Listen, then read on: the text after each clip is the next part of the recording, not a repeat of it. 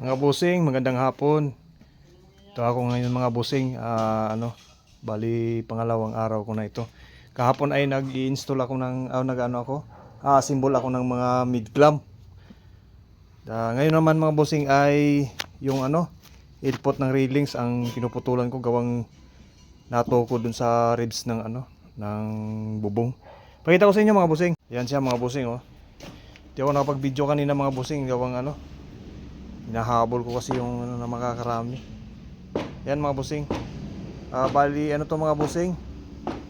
Bali prepare lang to sa baga may biglang magpakabit ng 5 kilowatt or 10 kilowatt. Meron na kaming magamit agad. Yan. Ilpot to ng railings mga busing. Ito yung naputulan ko mga busing oh.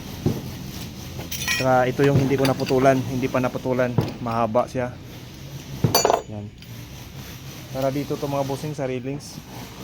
Nagayan yan siya. Yan. Yan, nagayan yan mga busing. Papako. Ito ipapako to sa bubong. Ito, papako sa bubong. Yan, dito na lang mga busing.